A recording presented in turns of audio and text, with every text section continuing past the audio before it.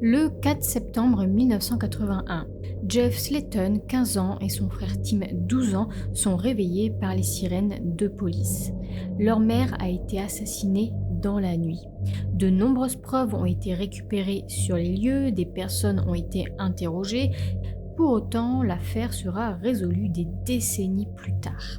Vous allez découvrir dans cette affaire que le meurtrier est une personne complètement inattendue, une personne que le fils de la victime admirait. Je vous laisse tout de suite découvrir cette affaire.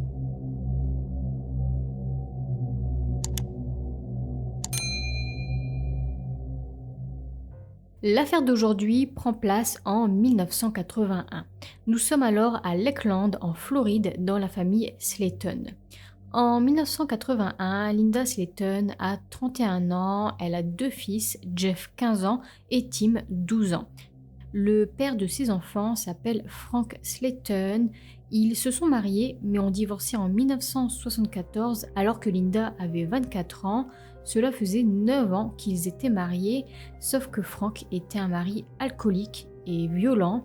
Il avait eu plusieurs fois des actes de violence envers Linda. Par exemple, un jour, il lui a tenu la gorge tout en pointant un pistolet sur sa tête. Et une fois le divorce prononcé, ce ne fut pas très facile pour la petite famille, pour Linda et pour ses deux fils. Linda avait du mal à trouver du travail, elle n'avait pas de voiture et elle n'avait pas les moyens de s'en acheter une. Elle confectionnait aussi ses propres vêtements afin d'économiser un peu d'argent. Le matin du 4 septembre 1981, la petite sœur de Linda, qui s'appelle Judy Butler, se rend chez sa sœur afin de prendre le café.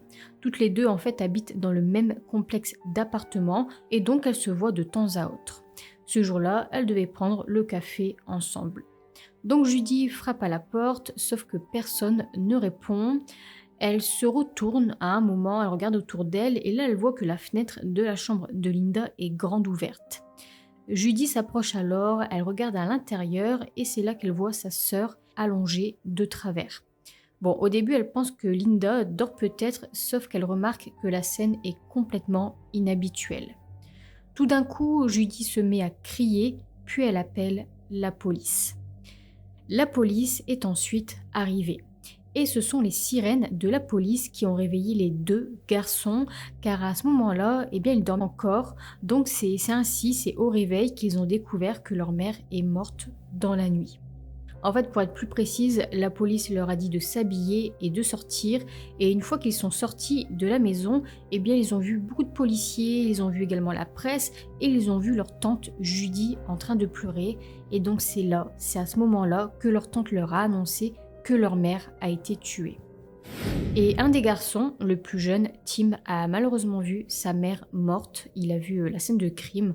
En fait, lorsqu'il s'est habillé et qu'il était en train de sortir de la maison, un des policiers est sorti de la chambre de Linda et c'est là qu'il a tout vu. Il a vu sa mère, il a vu du sang.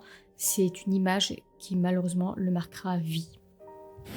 Voyons maintenant un peu ce qui s'est produit la veille au soir, quelques heures avant le meurtre. Alors tout d'abord, la veille du drame, Jeff s'est disputé avec sa mère.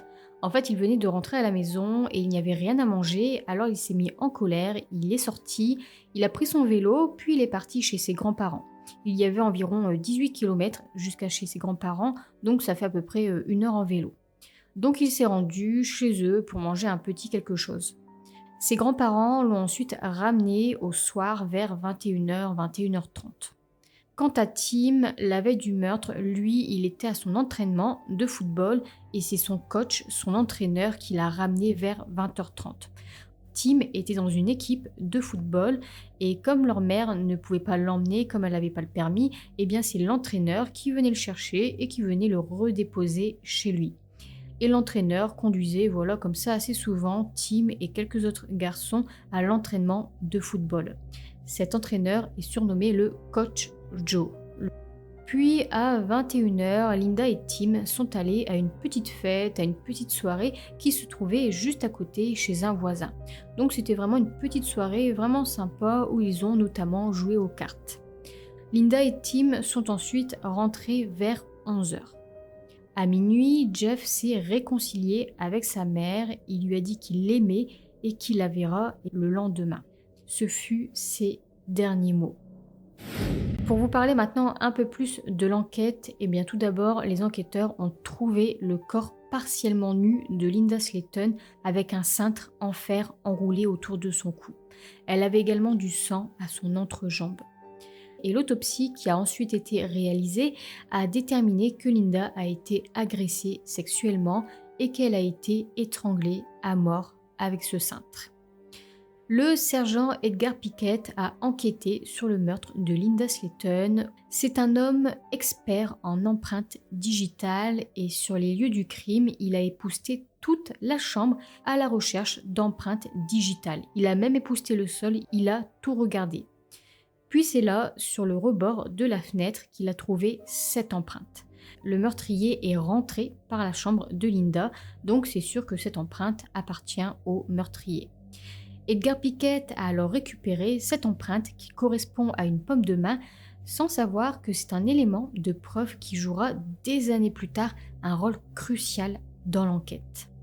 Du sperme de l'agresseur a aussi été prélevé sur le corps de Linda et a été conservé dans des écouvillons. C'est également une autre preuve qui servira des années plus tard. Dans cette affaire, les enquêteurs ont plutôt bien travaillé. Enfin, vous verrez après qu'ils n'ont malheureusement pas très bien étendu leur liste de suspects, mais par contre, au niveau de la scène de crime, ils ont récupéré vraiment pas mal d'ADN, et ça c'est vraiment une bonne chose, car en 1982, les outils d'analyse ADN n'existent pas encore, et ils ne savent donc pas encore que ce qu'ils ont récupéré est essentiel et servira des années plus tard. Donc heureusement qu'ils ont collecté tout cet ADN et qu'ils les ont soigneusement conservés. Concernant Jeff et Tim, eh bien après le meurtre, les deux frères ont emménagé avec leurs grands-parents maternels. Les premiers jours après la mort de leur mère, ils étaient tellement terrifiés que leur grand-mère dormait avec eux et que leur grand-père montait la garde toute la nuit avec une arme. Quelques semaines après le drame, ils ont tenté de reprendre, disons, un peu le cours de leur vie. Ils ont tenté de reprendre certaines habitudes. Par exemple, ils ont repris le chemin de l'école, ils ont ainsi revu leurs amis. Tim est aussi retourné au football. Parlons maintenant un peu des différents suspects. Alors, il faut savoir que Jeff fut un peu suspecté. Il a été interrogé à de nombreuses reprises alors qu'au moment du meurtre, les deux garçons dormaient et aucun des deux n'a entendu quoi que ce soit. Pour autant, les enquêteurs se sont un peu concentrés sur Jeff, le fils aîné de Linda, car il avait eu de nombreux conflits avec sa mère et quelques heures avant le meurtre, il s'était justement disputé avec sa mère. Bon, rien d'étonnant puisque c'est un adolescent de 15 ans.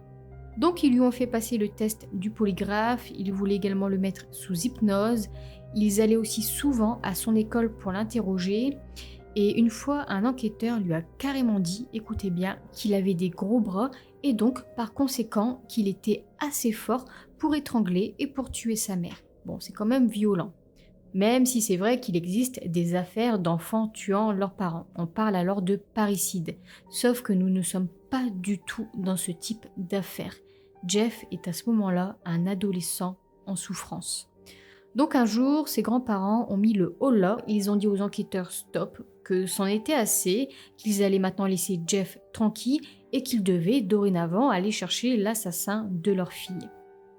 Malgré tout, 2 semaines plus tard, Jeff a passé un nouveau test polygraphique et c'est avec celui-là qu'il a pu être innocenté. Par la suite, c'est l'ex-mari de Linda, Frank, qui fut interrogé.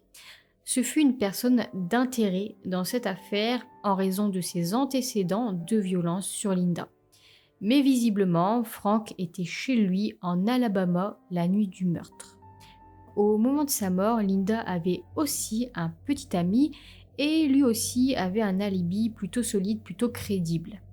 D'autres personnes ont aussi été interrogées, comme les personnes qui étaient présentes chez le voisin, là où se déroulait la fameuse petite soirée, la fameuse fête à laquelle Tim et Linda ont assisté, mais personne n'a été inculpé.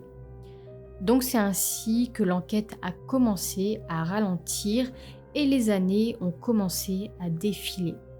Au fil des années, Jeff et Tim ont fondé leur propre famille, ils ont eu des enfants, et malgré que les années passent, ils ont toujours culpabilisé de n'avoir rien entendu cette nuit-là, et donc de ne pas être venus à la rescousse de leur mère. Nous sommes maintenant 20 ans après le drame. Les deux frères font appel au détective Brad Grice qui jette un nouveau regard sur l'affaire. Jeff et Brad se connaissent déjà et depuis longtemps, depuis de nombreuses années, et lorsque Brad Grice a travaillé sur l'affaire, Jeff lui a fait promettre de ne pas prendre sa retraite tant qu'il n'a pas résolu le meurtre de sa mère.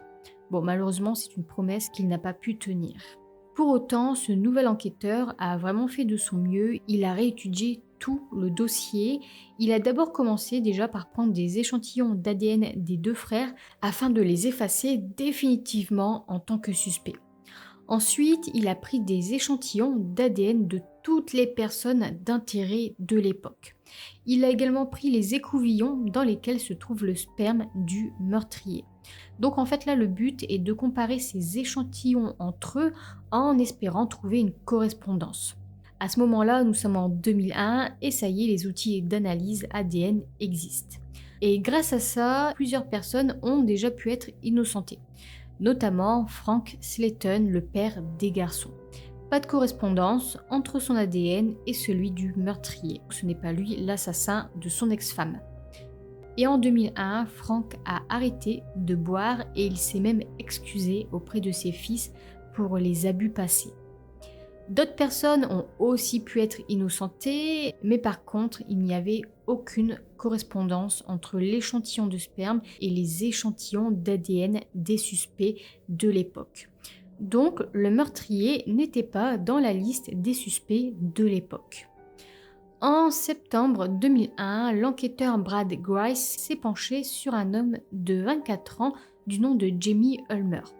Cet homme a été condamné à environ 80 ans de prison pour avoir tiré sur une petite fille de 10 ans par la fenêtre de sa chambre. Par chance, elle a survécu. Brad a alors fait le lien entre cette affaire et l'affaire Slayton. C'est là aussi qu'il a découvert qu'à l'époque, Jimmy Ulmer vivait chez un ami qui lui vivait dans le même complexe d'appartements que Linda. Avec ces éléments, l'enquêteur pensait enfin tenir le meurtrier, sauf que Jimmy Ulmer est mort 5 ans plus tôt, en 1996, donc il ne peut pas l'interroger, il ne peut pas prendre son ADN. Donc ce que l'enquêteur a fait, c'est qu'il a pris un échantillon d'ADN de sa mère. Sauf que lorsqu'il a reçu les résultats d'analyse ADN, eh bien, ils ont montré que Jamie Ulmer n'était pas le coupable du meurtre de Linda Slayton. Les échantillons ne correspondent pas, les ADN ne correspondent pas entre eux. À ce moment-là, ce fut très décourageant pour l'enquêteur. Les années ont ensuite continué à passer sans jamais retrouver le meurtrier de Linda Slayton. Brad Grice n'a pas pu tenir donc sa promesse faite au frère, il a pris sa retraite en 2015. Mais 3 ans plus tard, en 2019, l'espoir renaît grâce à la généalogie génétique. C'est un outil dont je vous ai déjà parlé, qui est d'ailleurs très efficace et qui a permis de résoudre de nombreuses affaires non résolues. Alors le but est de comparer l'ADN de l'inconnu avec l'ADN qui se trouve sur les bases de données de généalogie génétique. En fait, quand vous donnez votre ADN à des sites comme par exemple MyHeritage pour découvrir vos origines, pour découvrir vos ancêtres, eh bien votre ADN est conservé ensuite dans une base. Donc du coup, les enquêteurs ont comparé l'ADN retrouvé sur la scène de crime, l'ADN de l'inconnu, avec toutes les bases de données de généalogie génétique. Et ça a fonctionné puisqu'il y a eu de nombreuses correspondances. Ils ont trouvé de nombreuses personnes, donc des ancêtres, des parents éloignés, etc. Donc là, il fallait maintenant construire l'arbre généalogique, le construire branche par branche, puis ensuite le réduire à une famille, puis à une personne. Cette personne, le meurtrier, est le fils de la famille.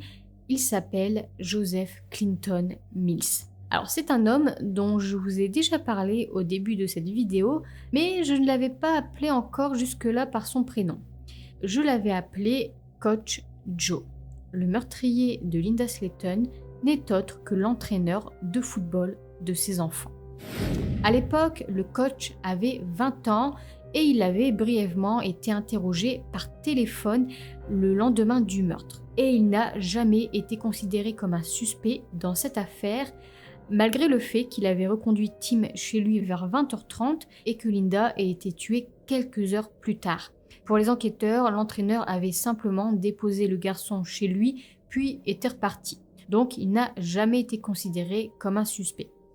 En tout cas, avant de prévenir les frères que le tueur de leur mère a enfin été retrouvé, eh bien les enquêteurs voulaient d'abord être sûrs, être certains qu'ils avaient bien leur homme. Donc d'abord, ils ont comparé son empreinte de main à l'empreinte de main retrouvée sur le rebord de la fenêtre. Les enquêteurs avaient déjà son empreinte, ils n'ont pas eu à lui demander, donc ça c'est une bonne chose, ils ne savaient pas alors qu'il était à ce moment-là suspecté. En tout cas, ils avaient déjà ses empreintes car elles avaient été relevées des années plus tôt, en 1984, lorsqu'il a été attrapé pour vol. En tout cas, ils ont comparé les deux empreintes et les deux correspondent. Mais malgré la généalogie génétique qui a identifié Joseph Mills comme le tueur et malgré la correspondance des empreintes, eh bien les enquêteurs voulaient encore comparer un nouvel échantillon d'ADN. Donc là, ce qu'ils ont fait, c'est qu'ils ont secrètement pris plusieurs sacs poubelles remplis des déchets de Joseph Mills. Ensuite, ils ont ramené les sacs au poste de police, puis les ont fouillés. Ils étaient à la recherche d'un mouchoir utilisé, par exemple, ou autre. Ils ont découvert dans ces déchets un morceau de ruban adhésif médical usagé et donc ils l'ont envoyé au laboratoire pour analyse. 11 jours plus tard, les résultats du laboratoire sont arrivés et à nouveau l'ADN correspond. Donc il n'y a plus aucun doute, Joseph Mills est bien le meurtrier de Linda Slayton. C'est maintenant que les frères ont alors appris la vérité, 38 ans après le meurtre. Et ils ont littéralement été choqués car c'est un homme qu'ils connaissent, un homme que Tim admirait, en qui il avait confiance. Il venait le chercher et le déposer à l'entraînement de football. Tim avait même une photo de lui et de l'équipe de foot dans sa chambre, tout ce temps, sans savoir. Cette photo qui a été prise 1 mois après le meurtre de Linda. Et même après le meurtre, Joseph Mills a continué à conduire Tim à l'entraînement de football, le récupérant et le déposant chez ses grands-parents. Et il posait même parfois des questions à Tim en demandant des nouvelles sur l'enquête. Il voulait savoir comment ça se déroulait, savoir s'il y avait des pistes. Donc il posait quand même des questions sur l'enquête par l'intermédiaire du fils de la femme qu'il venait d'assassiner.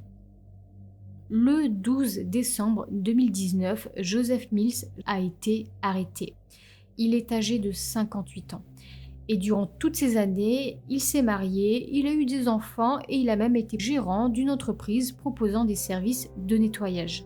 Et il vivait dans la ville de Kathleen, à 30 minutes du lieu du crime. Et lors de son arrestation, il n'a apparemment même pas demandé pourquoi il est arrêté. Il semble à ce moment-là plutôt calme, plutôt serein. Il a été alors emmené au poste de police pour un interrogatoire. Et lors de cet interrogatoire, eh bien, il nie tout. Sauf que les enquêteurs lui montrent les preuves accablantes qu'ils ont contre lui, notamment son empreinte de main qui a été retrouvée dans la chambre de Linda. What we have tells us a different story. Your fingerprints matches you, the DNA matches you. Malgré ces preuves, il continue à nier et c'est là qu'il raconte une histoire pour le moins farfelue. Écoutez bien. Il raconte que Linda l'a invité chez elle pour avoir des relations sexuelles. Il a dit que lorsqu'il est monté dans sa chambre par la fenêtre, Linda était allongée sur le lit avec un cintre autour du cou. Selon lui, Linda lui aurait demandé de serrer ce cintre pendant qu'il faisait l'amour, sauf qu'il l'aurait trop serré, donc sa mort, selon lui, serait le résultat d'un jeu sexuel. Sauf que pour les enquêteurs, clairement, il ment. Pour eux, il l'a ciblée, il l'a violée et il l'a tuée. Sauf que lui n'avoue qu'à demi-mot. Il admet l'avoir tuée, sauf que c'est involontaire du coup, puisque selon lui, il s'agit d'un jeu sexuel qui a tourné de façon tragique. Mais pour les enquêteurs, voici ce qu'il s'est passé. Après avoir déposé Tim chez lui de l'entraînement de football, Joseph Mills est revenu plus tard. Il est entré par effraction par la fenêtre de la chambre de Linda. Personne ne l'a entendu, tout simplement parce que personne n'était à la maison.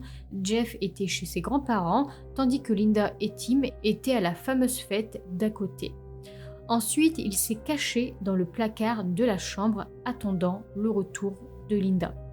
Et c'est une fois qu'elle est revenue, elle a dit bonne nuit à ses fils, elle est ensuite entrée dans sa chambre, elle a fermé sa porte, sans savoir que Joseph est caché à ce moment-là dans son placard.